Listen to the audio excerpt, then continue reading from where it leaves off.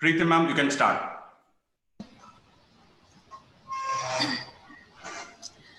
A very good morning to respected principal sir, the chief guest for the day, Dr. Venkatesh Babu, HODs, fellow faculty members, and my dear students. Today we have gathered here for the inauguration of the online induction program for freshers. The program has been organized by our college to assist the newcomers to adapt to the new teaching learning environment with ease. We expect that the event will be a successful one and we will be able to achieve the goals that we have set out with. So on behalf of the management and the teaching fraternity of Surendra Institute of Engineering and Management, I welcome you all to the inauguration of the online induction program for freshers. I would now like to request respected Principal Sir, Dr. S. Nagarajan, for his inaugural address. Thank you, Preeti ma'am. Dear parents and my dear students, good morning to one and all present over here for the online induction program 2020 of Surendra Institute of Engineering and Management, Siliguri, West Bengal. On behalf of management and my own behalf, I wholeheartedly welcome all the fresher students and parents to our college. And first, I would like to thank our chief guest, Dr. Venkatesh Babu, for accepting our invitation. Thank you so much, sir. At the very onset, I am prompted to use a John Davis quote: "Education is not preparation for life, education is life itself." It is a matter of pride and immense pleasure that destiny has given me the opportunity to join SIM family as its head of the institution. I sincerely thank our management for believing me, and I take this opportunity to welcome new students choosing this college for their higher education in various programs. Our college is recognized by All India Council of Technical Education, and it is affiliated to Maulana Abul Kalam Azad University of Technology, Markout. Under the aegis of charitable society Vidya Bharati Foundation, SIM started its journey in August 2009, and it is dedicated to provide quality education in the field of engineering and management in North Bengal. SIM in its 11th year of operation, and within these years, it has become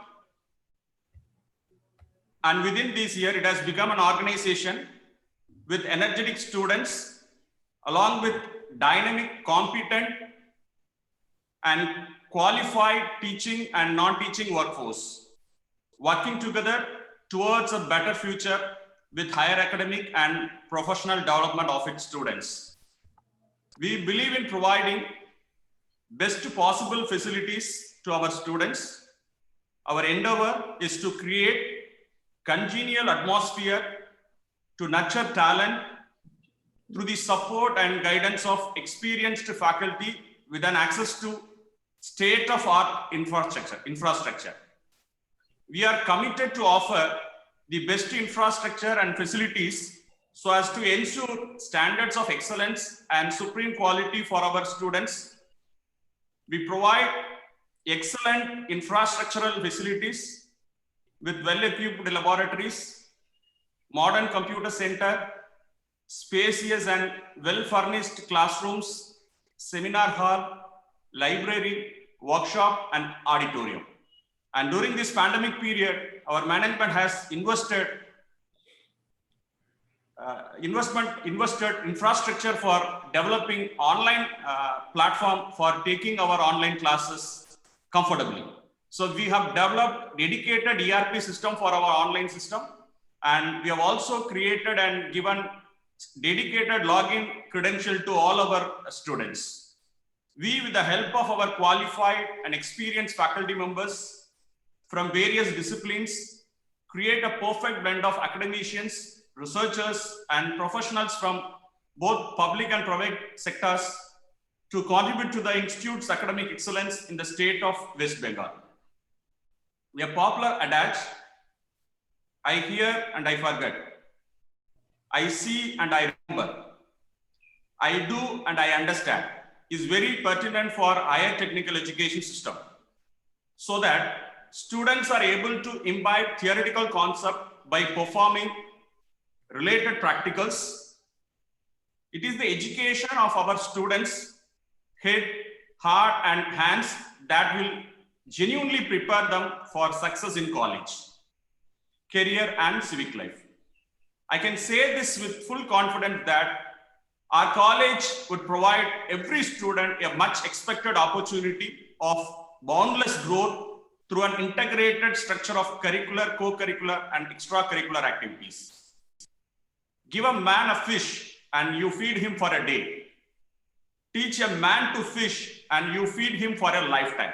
Hence, learning skills along with knowledge will enable our students not only to be as seekers, but also job creators and emerge as global leaders in the area of technical education with a dynamic global scenario for the benefit of mankind.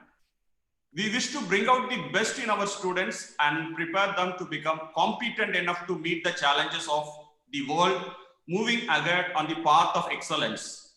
The college is ready to effectively take up the forthcoming challenges in the diversified domains. The purpose of the student induction program is to help new students adjust and feel comfortable in the new environment, inculcate in them the ethos and culture of the institution, help them build bonds with other students and faculty members, and expose them to a sense of larger purpose and self-exploration. With that, I once again welcome you all to this college and assure you that we shall have no stone unturned to equip you with best possible training and exposure so that you can shape up your career and growth for a challenging life. I'm sure that you will feel proud on being associated with us and make us equally proud and with your academic excellence. Jai Hind. Ma'am, over to you.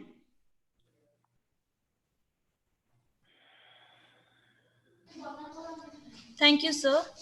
Now I'd like to request the Deputy Registrar of SIEM, Mr. Shumanto Nag, to introduce the chief guest. So please.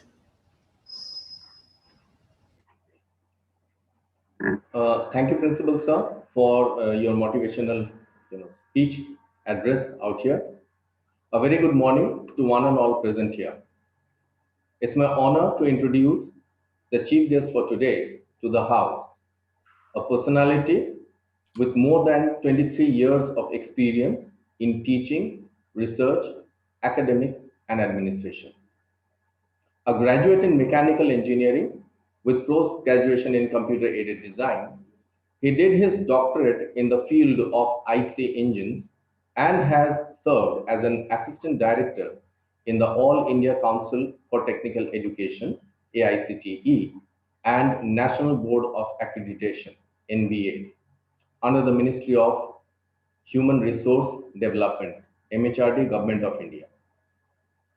He is a member of the Academic Council, Board of Management of leading universities in India, with more than 40 research articles in various indexed and peer-reviewed national and international journals and conferences. 3 research scholars have been awarded PhD under his guidance, and presently 4 are pursuing their PhD. His area of research interests are finite element analysis, computational fluid dynamics, MEMS, and nanomaterials. An expert in the field of accreditation and approval process, he was a core member of the NBA Secretariat, making a significant contribution to the formulation of the draft outcome-based accreditation regulations of the National Board of Accreditation when India became a full signatory of the prestigious Washington Accord. He has been instrumental in partnering with leading international institutions like Leonardo da Vinci, Paul University, Paris, EDC School of Management, Paris, European Business School, Paris, University of Otago, New Zealand, Dimensions International College, Singapore, East Asia School of Business, Singapore, and Institute of Supply Management, Japan. Not only this, he has received a grant of 5.5 crores from the DST for setting up a technology business incubator under the NITI TBI scheme, and another grant of 7.15 crores under the DDU GKY scheme of the Government of India.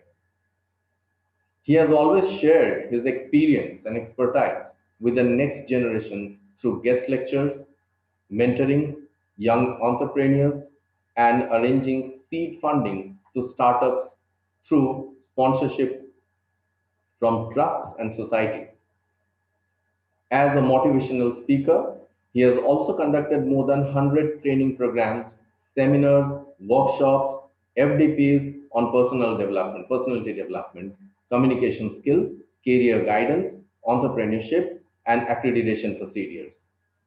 As a professional engineer, he is a member of the American Society of Mechanical Engineers, ASME, member of the Institution of Engineering and Technology, life member of the Indian Society for Technical Education, and member of the Society of Automobile Engineers. It's my proud privilege to welcome Dr. R. Venkatesh Babu, Pro-Vice Chancellor of Galgotia University, Greater Noida, to deliver the presidential address. Welcome, sir.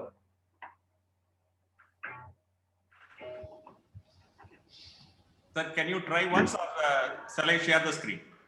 Yes, sir. Thank you very much, sir. Thank you very much for the kind invitation and the pleasing. Let me just share my screen now, right away.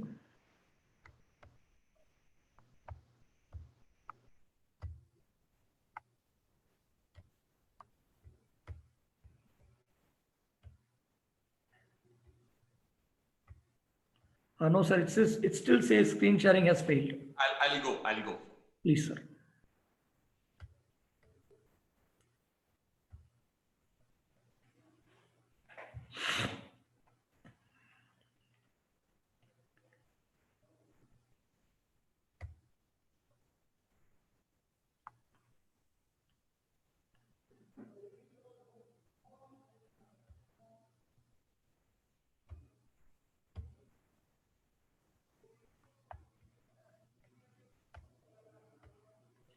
Yes, sir. Yes, sir. I'm able to see it. Thank you very much, sir. So, first of all, my heartfelt thanks to Dr. Nagarajan and SIEM Institute for their kind invitation, because it's always been a privilege to be associated with good, learned friends like Dr. Nagarajan. And I really express my heartfelt thanks to him. And also my sincere thanks to the management of SIEM for giving me an opportunity to spend some valuable time with the next generation engineering aspirants. So a very warm good morning to all of you from the cold Greater Noida here in North India. So my dear children, you have all made a great good decision by deciding to take up a career in engineering, that too in one of the prestigious institutions. And I have been given the task of beginning this orientation program. Now, the purpose of any orientation program, especially to fresh engineering aspirants like you, is to make you comfortable to the new arena. So all these last 17, 18 years, you have spent your maximum time in your schools on a different kind of setup. Whereas here, you are entering the real world wherein you are imparted knowledge, hands-on experience, and life skills. As your principal pointed out, education is not about learning to live, but education is life itself. So we be keeping learning throughout our life. And today, I'm going to share with you a few tips on how to be a successful engineer. So in order to be a successful engineer, you need to be knowing how to manage the most valuable resource that you have. So myself, Dr. Venkatesh Babu, Pro Vice Chancellor from Galgodias University, would be taking you through to managing how to deal with the most valuable resource that one can have. So let us begin the presentation with a story. Now the story begins like this. As you can see in the next slide, there was a crow that was sitting on a tree, sitting all day at the top of the tree and doing nothing. So a rabbit, sir, you can continue, sir, you can click, yeah. So a rabbit came down and sat next at the bottom of the tree and asked the crow, "Can I also sit like you and do nothing all day long?" The crow answered, "Sure, why not?" So the rabbit sat at the bottom of the tree and took rest, doing nothing. But suddenly a fox appeared of nowhere. It jumped on the rabbit and ate it. So now, my dear children, what do we understand from the moral of the story? What do we understand?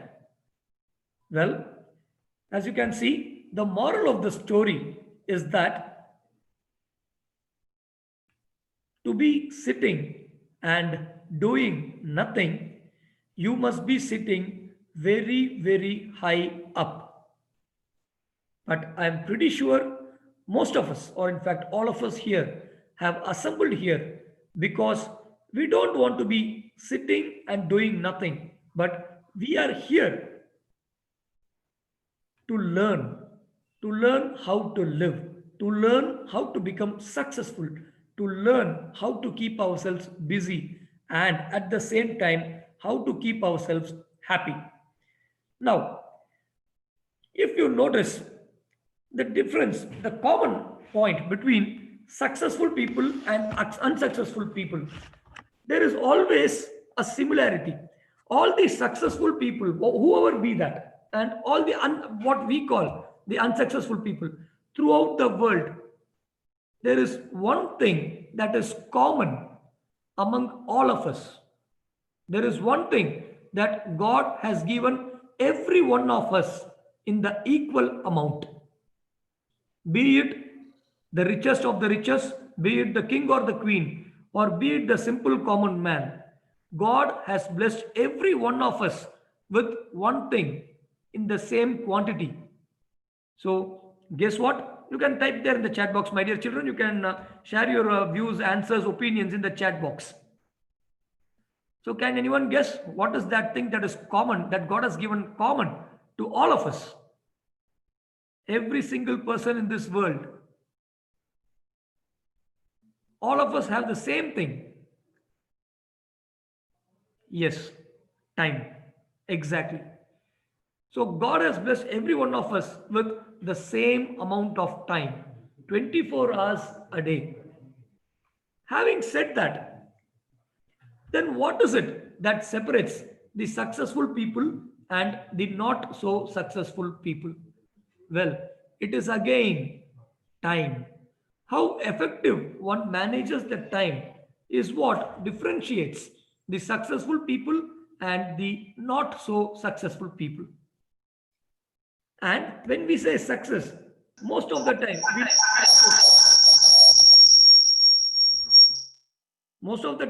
we link success with money. But there is this difference between time and money.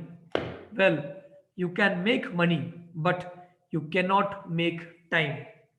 As they say, a popular Chinese proverb, even an inch of gold cannot buy you time. So you can make money. Anyone can make money, but no one of us can make time. So then what shall we do with it? It is about how best we manage this time. So talking about time management, once we are good at managing our time, once we are good at managing these 24 hours so that we become successful. Now, if we have noticed, whoever be that successful person or the not so successful person, both of them have the same 24 hours. Then what differentiates them? It is that how they are able to manage the 24 hours that is given to them. That's what makes the person successful. That's where the concept of time management comes into play. So, what is time management? Well, to utilize the available time in the optimum manner to achieve your personal and professional goals. That is what is called as time management.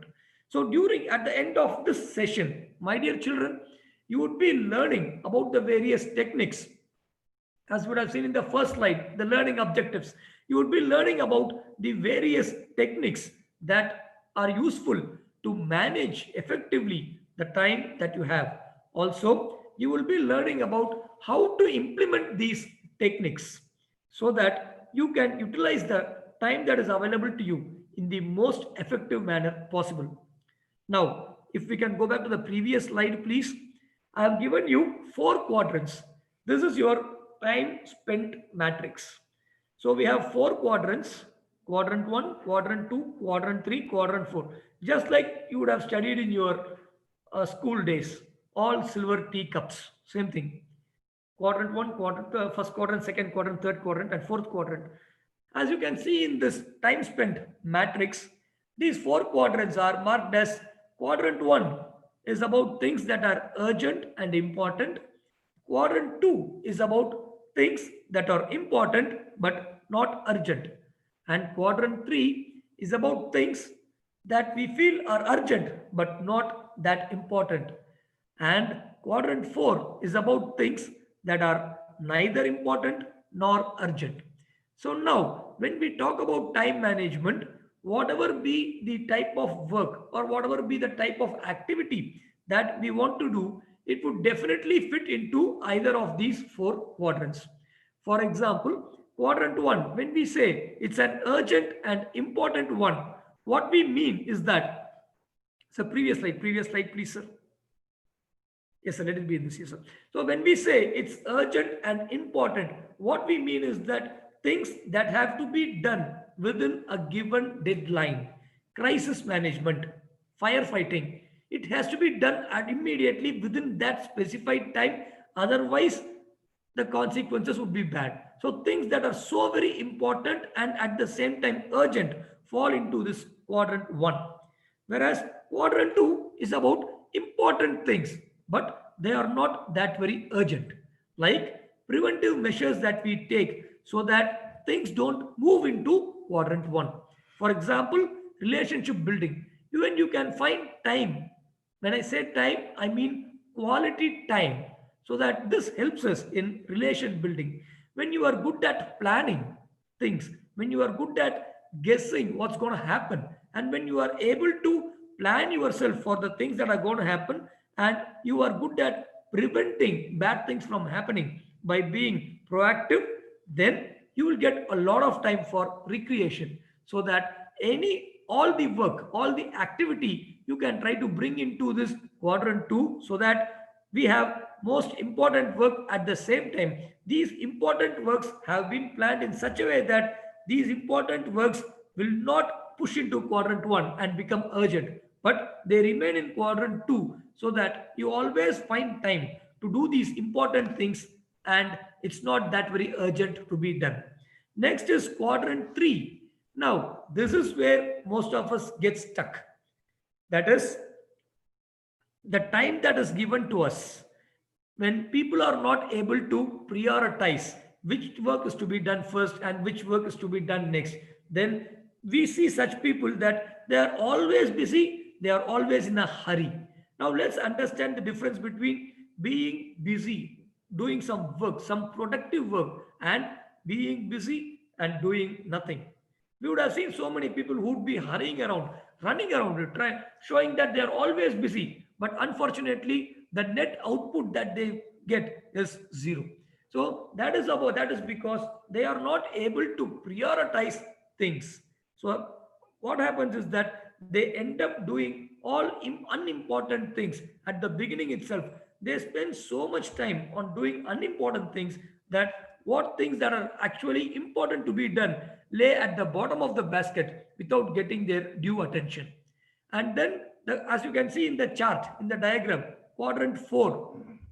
So quadrant 4 is about things that are neither important nor urgent. So we push the things like your pleasant activities wherein we would like to kill our time and we would like to spend our time in a more casual manner, and we try to indulge ourselves in pleasantries and luxuries.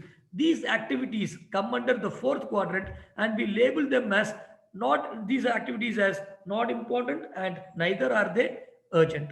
So having said about these quadrant 1, quadrant 2, quadrant 3, quadrant 4, now in the forthcoming slides, what we are going to see is that what happens when we focus on these quadrants. Now, as you can see here, being in quadrant 1, that is important and urgent. When you find yourself constantly in things that are always important and always urgent, what happens is that this brings out maximum stress on you. We feel burnout at the end of the day, and we feel that our mind is always busy, occupied with crisis management and firefighting. We are always busy in doing something within a specified time, and most of the times the timeline that is being set is becoming unrealistic, so that before you could complete one task, the next task is knocking on your door, and you find yourself that you are always focusing on the immediate thing on hand. So this is what is the problem when we have too much of work that is pending with us in quadrant 1. Now, in the next one, as you can see, in quadrant 3, what happens is that it is about things that are not important but urgent.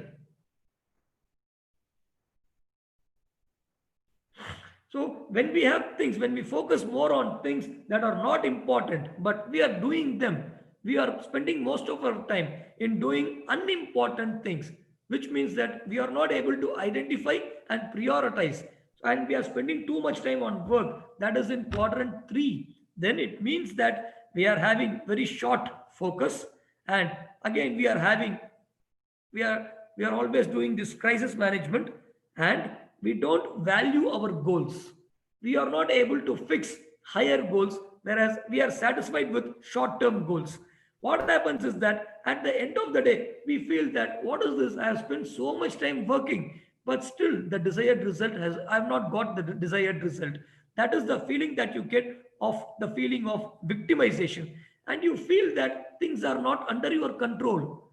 And what happens is that this strains the relationships that we value with others.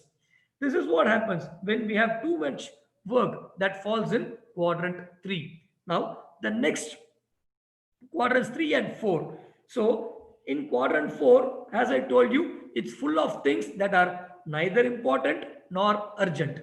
So, when you find yourself that you are shuttling between things that fall in quadrant 3 and quadrant 4, then it means that, well, sorry to say, that person is totally irresponsible because he does not understand which things to be done first, which things are to be done next. He is not able to prioritize. He is not able to differentiate between important things and unimportant things. Well, not only that, most of the time he ends up doing unimportant things on most of the day. And then it also means that we are too much dependent on others, so that we all, many times you would have seen people saying, no, I have done my job, but the work is pending with them. The other person has to complete that and give that to me. Then only I will be able to proceed. Now, this is a very common phrase. This is a very common phrase that we come across in many workplaces. And what happens is that now that you are aspiring to be an engineer, you have to understand that you should not be highly reliant on others. You should be self-reliant. You should learn to be self-sufficient so that the career that you choose will take you to places. Otherwise, what happens is the career that you would face if you spend too much time on quadrant 3 and quadrant 4, the career would be a very short career in any organization. That is the reason why we see people as rolling stones, meaning they are shifting organizations every couple of years. They are not able to survive. They are not able to climb up the corporate ladder because they spend too much time on things that lie between quadrants 3 and quadrants 4. Now, moving on to the next one, the most important aspect, that is quadrant 2. As you can see in quadrant 2, what we have is all the important things. Now, this question would come up in your mind. Sir, you say that they are very important things, but at the same time, you say that they are not urgent. How can that be? Well, that is because it is the result of effective time management. Once I learn to manage my time effectively by prioritizing my jobs, which work is to be done first, which work is to be done next, and also I am able to allot the appropriate timing for each and every activity. How much time will the activity 1 take? How much time will the activity 2 take? Like that, I am able to identify the amount of time that is required to be spent on each activity. Then I find that I am always having time to do all the important works without hurrying up. There is no hastiness. Now let us understand the difference between being fast, being quick, and being hasty, hurrying up. There is a huge difference between these two. Being quick is good, but doing things hastily is bad. So we have to ensure that you are able to do things quickly, fast, at a faster pace. At the same time, we should not push us in a situation where we need to hurry up. Now, a typical example would be, say, catching a flight on time. If the flight is at 6 o'clock, ensure that you be there at least 2 hours in advance so that you have a lot of time, which means the flight is an important thing that is to be taken. At the same time, you have so much time with you that you need not rush to the airport. You need not worry about the traffic that is going to come up on your way. That's what we mean when we say planning your things so that we always have time to do important things. So that these things in quadrant 2, whatever the essence of time management lies in having your maximum activities in quadrant number 2. That is doing all important things, at the same time having sufficient time on hand in doing these important things so that you don't have any urgent work to do. You always find time to do any activity that would come across your way. So the advantages of being in quadrant 2 brings vision. You are very clear about where you want to go. Perspective. You are very clear about the path that you have to take in order to achieve the vision. Also, you will find perfect balancing of time so that there is always enough time with you to attend to all the important works, and at the same time you are always having time to dedicate to others. You are having time to attend relationships, and also you have your own personal time where you can indulge yourselves in pleasantries and luxuries. You will also find that once you are being in quadrant 2, it automatically brings in discipline in your day-to-day life. So early morning, as they say, early to rise and early to bed. The early bird catches the worm first. So once you begin the day early, please understand that if you're a person who is waking up at 7 o'clock, the difference between a person who is waking up at 7 o'clock and a person who is waking up at 5 o'clock, we automatically realize that this early riser has 2 additional hours at his disposal. So my dear children, whatever be your sleeping habits, now that you are entering into the most important phase of your life, if you make up early rise as a routine habit, then mark my words, you will always find sufficient time with you. You will always find that extra 1 or 2 hours that you can spend merrily at the end of the day. And you will realize that you have brought in control in your day-to-day activities. You are able to control the time that you are able to spend. Now, these are the things that quadrant 2 brings in. So moving ahead, as we can see in the next one, if you have to be in quadrant 2, then you have to ensure that you don't waste time in quadrant 3 and quadrant 4. So how to do that? It means that when people come up with you to do some work that is not that very important to you, that is not that very urgent to you, then you need to learn how to say no, how to refuse politely. So when we say no, then this has to be said in a professional manner. And a typical example for you guys is, as you are preparing for your internal exam, or as you are preparing for your semester examinations, suddenly a friend calls up and tells, come on, let's go to a movie, or let's watch the cricket match together, or let's just kill some time. Then you have to tell a polite no. Because, I mean, so I've also crossed your age. We have, all of us have crossed your age and come over here. We know that when a friend calls, we feel awkward to tell him that, no, no, I have to study. We think that what will my friend think of me if I tell him, no, no, I have to study, means he may tease me. So you have to learn to say no in a professional manner, in a polite manner. So come up with some reason to avoid unnecessary wastage of time, so that you are able to tell your friend that you won't be able to accompany him to that event. You won't be able to spare some 1 or 2 hours just for killing time, so that you are able to use this time effectively, so that you always remain in quadrant 2.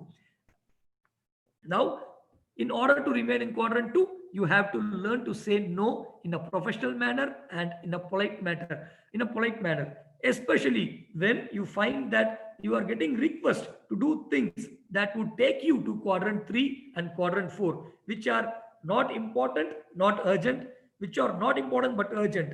And remember, if you spend too much time on quadrant 3 and quadrant 4 activities, you will not be able to deliver a competitive advantage. And moving on, as you can see in the next slide. So what it means by meaning of effective time management and remaining in quadrant 2, then it simply boils down to this: having an effective daily plan. Remember, when we say daily plan, it is broadly into 3 important areas. That is, you have to schedule your activities for the day, and you should also, as I've told you earlier, you should allocate time for these. Now, many of us would have seen in our day-to-day life, or even in movies, we would have seen that a successful corporate person, a boss, always asks a secretary, so what is the appointment for the day? Which, in put in simple words, is nothing but your point number 1 that you see here on your screen: scheduling of activities for the day along the time. You would have seen in the movies that the secretary says, sir, 12 o'clock you have this meeting, sir, 1 o'clock you have this meeting, sir, 2 o'clock you'll be having dinner with someone, you'll be having lunch with someone, and then, sir, 4 o'clock you'll be going to catch a flight. Like this, they prioritize the day-to-day activities. Likewise, in your daily plan, we have to schedule our activities. And here in point number 2, identification of key tasks for the day to allow them to be prioritized. Now, when you have 6 or 7 works lined up for the day, then you should be smart enough to identify which is the most important and most urgent one to be done, and then prioritize that. And then you should also learn to know whom you should need to contact during the day to allow you to complete the task. What we mean by this is that there would be some things which you need not do by yourself. You can always delegate that activity to someone else. For example, if you are preparing for an exam and you need some Xerox to be taken, you need some photocopies to be made, and at the same time you need to visit your college to discuss with your teacher, then what you can do is you can move to the college and discuss about your project, while you can request one of your friends to have the photocopies done for you. This is what we mean when we say whom you should contact during the day, so that you have enough time on your hands. Now, moving ahead. So when you are planning your day-to-day activities, please pay attention to these points. You need to know that in which time of the day you are most active, because this differs from person to person. That is what we mean when we say plan your activities according to your biorhythm. What I mean is that in order to make you children understand, we know that some of you would be very comfortable to wake up early in the morning and start studying, whereas some of you might say, no, sir, I can't focus in the morning, whereas I am a late reader, meaning, sir, I burned the midnight oil, I can stay awake up to early morning, 3 o'clock or 4 o'clock and complete the studies. Whereas even if I start studying at 6 o'clock, sir, my mind is not there. My mood is not set. So understand your biorhythm and schedule your important activities on that time of the day wherein you know that you would be performing at your best. And then the second point is building planning time at the start and end of the day, meaning at the beginning of the day itself, you need to know what are the things you have to do. And at the end of the day, make sure whether you have done it, or in case there is some spillover to the next day, then plan your next day accordingly. And most important, the third point is you have to know which are the activities fall into this I must do it, I should do it, and maybe I could do it. As you can see here, maybe I could do it is pushed to the last, so that there are always the focus is on the must thing that is to be done. And as you can see in the next one, in order to have an effective time management, these are the essential habits that one should inculcate. You should be knowing where you are spending maximum amount of time, where the hours are going. You should be focused on the end result. What is it that you want to achieve at the end of this day? Or what is it that you want to achieve at the end of the session? Or what is the thing you are aiming at the end of the semester? What is the percentage of marks you want to score? What is the percentage of CGPA that you want to earn? So you have to plan that accordingly. What we mean is that there would be some subjects that would be tough for you, and there would be some subjects that would be easy on you, so that you can spend lesser time on the easier subject and dedicate more time on the tougher subjects, so that the CGPA is keeping on increasing and the end result that you are focusing is always achievable. And as I told you, you have to prioritize your work and work accordingly to these defined priorities, and always keep time for the important issues and delegate your routine task and responsibilities for them. As I told you, if there is something that can be delegated to others, you can always push that work to the other person, so that you are having time for yourself and the important things that are to be done during the day. And then take responsibility, confront your own decision and delay. What we mean by this is that, see, in spite of all the plannings that we make and in spite of all the time managements that we try to incorporate, there may always come up a situation in which things may not go as planned. A typical example can be, as in the previous example I told you, many of us have this habit of staying up late at night and studying. So what happens if suddenly the power goes off? The inverter is not working. Well, some things like this happen. At that time, don't lose heart. Confront your own indecision. Understand that, okay, things like that may happen. Delays may occur.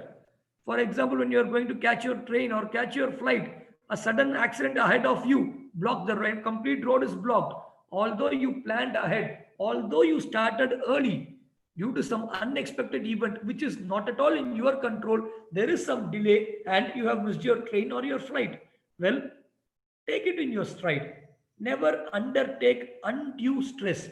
For example, you would have studied nicely for the exam and gone for the exam for that day, but unfortunately the question paper would be so very tough, or you might undergo a sudden blank wherein everything appears like forgotten and you have not performed as per your expectations, and the mark or the CGPA that you expected, you may not get that. So what? Understand that these things for which you cannot be blamed, you understand that you have to take it in your stride, and you have to understand that you should not take undue pressure, because there is always next time. Do not attach too much importance to failures. What's going to happen if I lose out some marks? Nothing is going to happen. I can always make it up. Build up this confidence in yourself. Because children, I'm telling you, it's not only marks that define your career. It is the confidence in you. It is the personality in you. It is the character that you are made of that is going to define the future for you and not just the marks or the exams that are going to decide your future. Having said that, these marks or the exams are just a part of the life. They are not the entire life itself.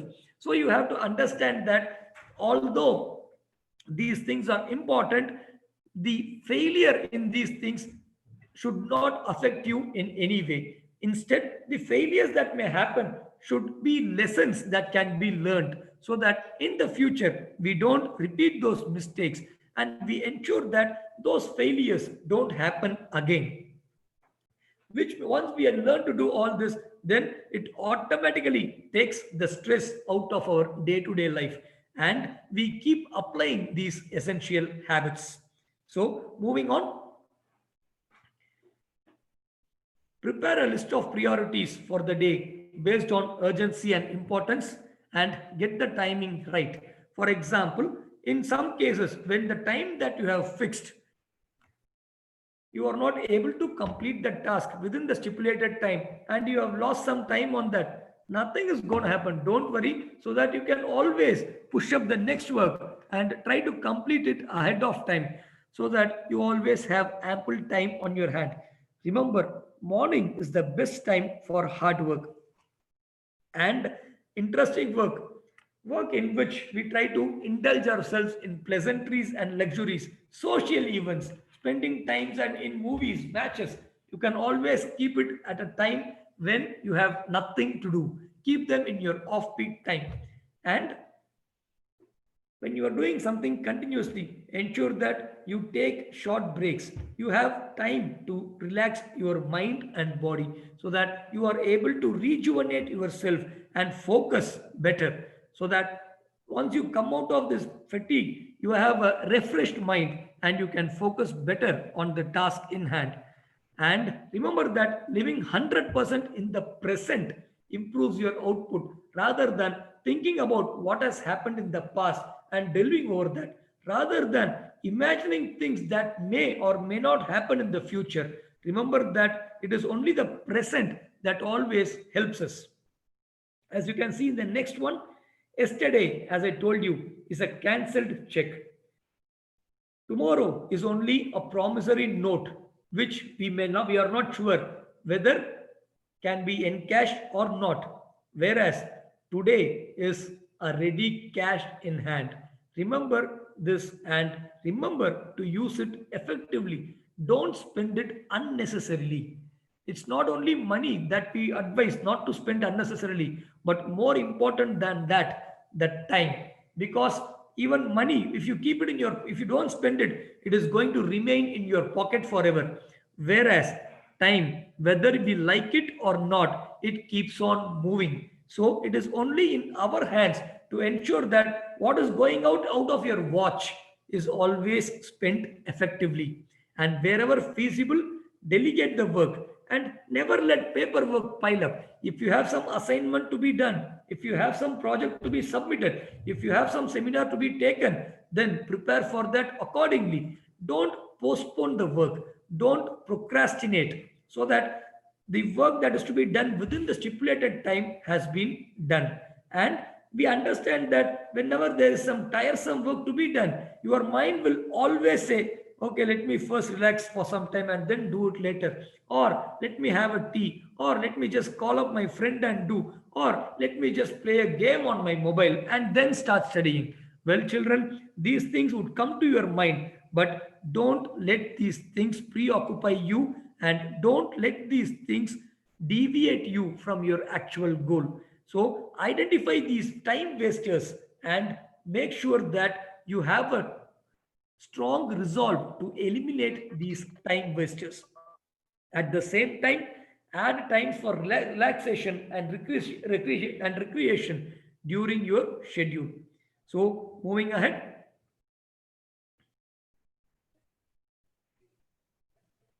time. As we come towards the end of the session, my dear children, take time to work because the amount of time that you take to work, it is the price that you pay for success. Take time to think because it is the source of power. Take time to play, it is the source of youth. Take time to read, It is the source of wisdom. Take time to love. It is the privilege of God. Take time to serve. It is the purpose of life. And take time to laugh. It is the music of soul. As I can see Gaurav Gupta is saying here, yesterday is history, tomorrow is a mystery, whereas today is present. That's why it's called a gift. Very nice, Gaurav. And it is encouraging to note that people are listening cautiously here and people are understanding the concept of this time. That's very nice of you, Mr. Gaurav Gupta. I appreciate that. So, moving ahead,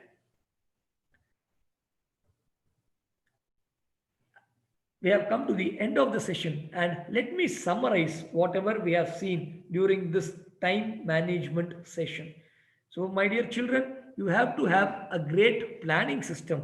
And remember, it's not enough if you just have a great plan. You should use it and you should know how effectively you can implement it and take on realistic goals and schedule them accurately. That is, give yourself a time frame which you believe can be achieved. Just because you have to do something important and just because it is very urgent and just because it is time bound, please don't rush yourself into achieving targets which are unrealistic. Remember that if it takes some amount of time, then let it take, because at the end of the day, how good you did that is more important than how quick you did that. So do not overcommit. If you feel that you won't be able to achieve something because the time is unrealistically short, then take a breather and make them understand that, and you yourself you have to understand that, well, this would take some time. So if I'm not able to do it today, no problem, let me do it tomorrow in a more effective manner. So do not overcommit and learn to differentiate between urgent tasks and important tasks, so that you learn to cope up with anything that is happening unexpectedly. The example that I gave you, a traffic that may happen, a traffic condition that may happen out of nowhere, which is not under our control.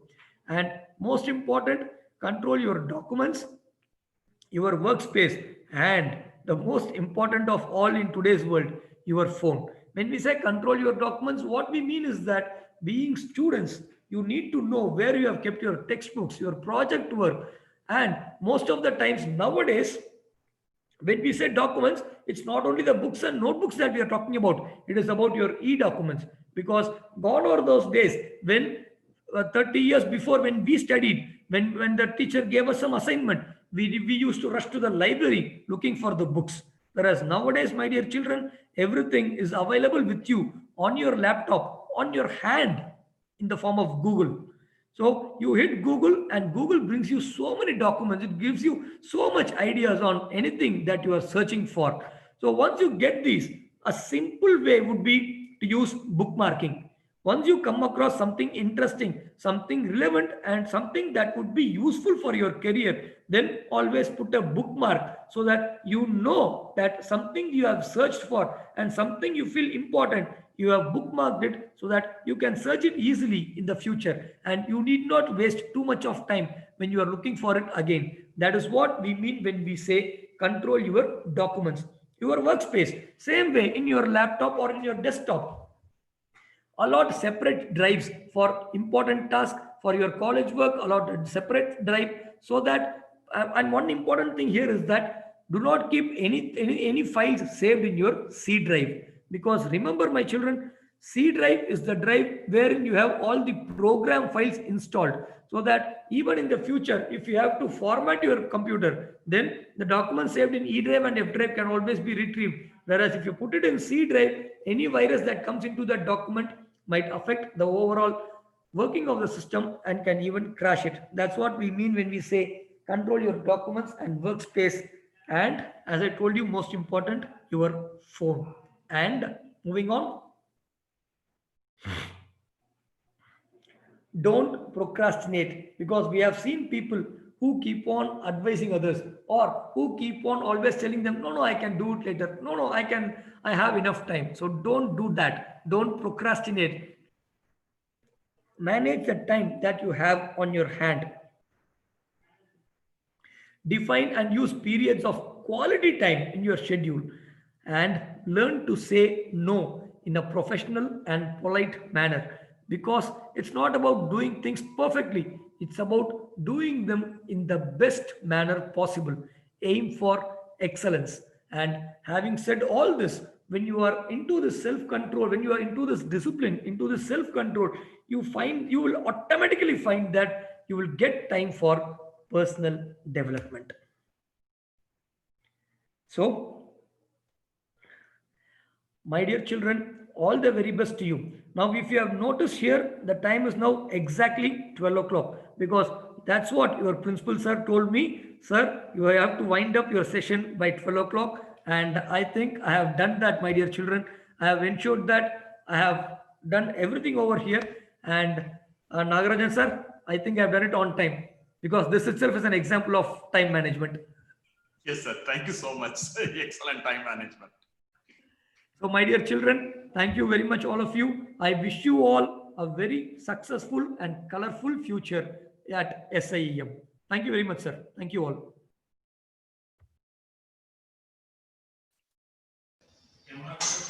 Thank you, sir. Thank you, sir, for such an insightful and interesting session. I'm sure it was insightful and helpful, not just for the students, for the faculty members as well. So thank you so much. Now I would like to request Mr. Subrato Ranjan Naha, the HOD of Mechanical, to give the vote of thanks. Ma'am, before moving on to vote of thanks, I request all the students to switch on your camera so that we can capture the group photo in the virtual mode. I request faculty member and participants, student participants, switch on your video for a few minutes. We'll take a group photo here. And after vote of thanks, I will share the attendance of the forenoon session. It is mandatory to submit your attendance. So after vote of thanks, I request all the students to stay back for a few minutes and submit your attendance.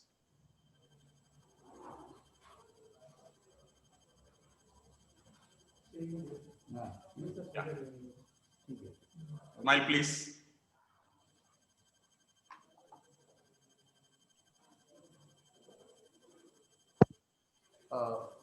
Am I audible? Thank you. Naga sir, you can take over the session. Yeah, am I audible, sir? Yes, perfectly, sir. Okay.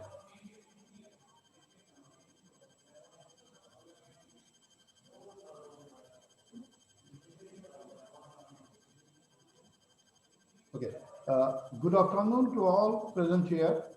I am Subrato Ranjan Naha, HOD of Mechanical Engineering Department of Surendra Institute of Engineering and Management, Siliguri, feeling honored to get this opportunity to propose the vote of thanks for the SIM induction program 2020, which this year we are forced to have it on online mode. At the outset, on behalf of the organizing committee, I'd like to express my profound gratitude to our respected Dadaji, Mr. Ram Vilas Agarwal, President of Vidya Bharati Foundation, and respected Madam Mrs. Kamlesh Agarwal, Secretary of Vidya Bharati Foundation, for their blessings and motivation. We most humbly thank our Chairman, Sir, Mr. Sarad Agarwal, and Director, Ma'am, Mrs. Snigdha Agarwal, for allowing us to organize this year's induction program on virtual platform due to the pandemic. Thank you, sir. Thank you, madam. Our sincere gratitude to the session chief guest, Dr. R. Venkatesh Babu, Pro-Vice Chancellor, Galgotia University, New Delhi, and former Assistant Director, AICTE, for taking his precious time out and consenting to be the chief guest. Sir, indeed, your address has inspired our students. Thank you, sir. We have been fortunate to be assisted by our principal, Dr. S. Nagarajan. Sir, you have been a constant support and you have given us a lot of encouragement. Thank you, sir. I thank all the parents for their presence. Your participation and suggestions always help us in shaping the future of your work. My sincere thanks to all the faculty and staff members of SIEM for making the program a success. Last but not the least, I thank all the students for showing their interest in the program. Lastly, my wholehearted thanks to all associated with this program and whose names I unknowingly forget to mention. Once again, I thank you all. Good day.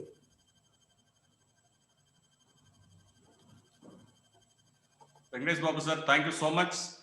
I will call you after Thank this you. session is Thank you over. very much, sir. You can leave the room, sir. Thank you, sir. Dear student, please stay back for a few minutes. I will share the attendance link in the chat box. You are all requested to submit your attendance.